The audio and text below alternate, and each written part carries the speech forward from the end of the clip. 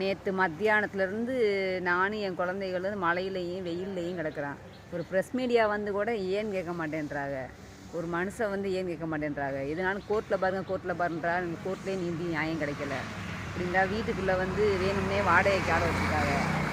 வேணும்னே கோர்ட்டில் கேஸ் நடக்கிறப்ப வீட்டை வந்து அடுத்தோடு வித்தம்னு சொல்கிறாங்க.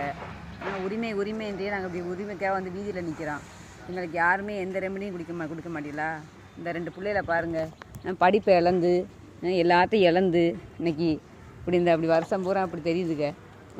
சொந்த வீட்டிலே அகதி மாதிரி வந்து உட்காந்துருக்கோம். கேட்டால் உங்கள் வீடான்னு கேட்குறாரு என் வீட்டுக்காரரு. 30 வருஷமாக வெளிநாட்டில் இருந்து அப்போ யார் சம்பாரிச்சாரு?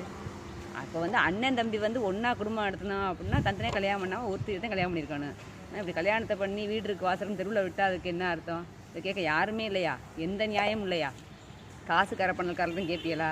நானும் என் பிள்ளைகள் நைட்டு பூரா மலையில் நின்றான். நைட்டு பூரா மலையில் கடந்தான். கேட்டால் வீட்டை விற்றுட்டும் போய் சொல்கிறாங்க. கேஸ் நடக்கிறப்ப எதுக்கு வாங்குறாங்க? கேஸ் நடக்கிறப்ப அப்போது ஒரு சட்டத்துக்கு என்ன வந்து இருக்குது? அம்பிட்டு வந்து பொய்யா சொல்லி நாடகம் ஆடி இப்படி செட் பண்ணி இப்படி என் பிள்ளைல என்ன தெருவில் விட்டுருக்காங்க. இந்த பச்சை பிள்ளைய சாப்பிடாம பசியும் பட்டுமா எனக்கு சாகுதுங்க. இந்த பாவத்தெல்லாம் ஏன் கட்டுறிய? எங்களுக்கு கேட்க யாருமே இல்லையா? நாங்கள் இன்றைக்கி மட்டும் இல்லை, என்றைக்கு இங்கே தான் கிடப்போம். இப்போ அங்கே கடந்து இப்படி எங்கள்கிட்ட அசிங்கப்பட்டு ஒரு சோத்துக்கு வழி இல்லாமல் இப்படி ஒவ்வொருத்தர கை நீட்டி பிச்சு எடுக்கிறதுக்கு எங்களை இந்த வீட்டில் கல்யாணம் பண்ணி கொடுத்தாங்க. இந்த வீட்டுக்கு வாசம் கல்யாணம் பண்ணி கொடுத்தாங்க. இப்போ தம்பி கடனுக்கா என் வீட்டுக்கார் வந்து அம்படி இப்படி விற்றேன் காசு கட்டினேன் அப்படின்னு சொல்லி பாடுபடுத்துறாரு. இதுக்கு எங்களுக்கு உரிய நடவடிக்கை எடுக்கலை அப்படின்னா நானும் என் பிள்ளை இந்த வீட்டு வாசல்லையே எதையாவது ஒன்று பண்ணி செத்து போவோம். வேறு வழியே கிடையாது எங்களுக்கு. அவ்வளோதான். அது போய் என்ன சொல்ல முடியும் எங்களால்? அதான் நடக்கும்.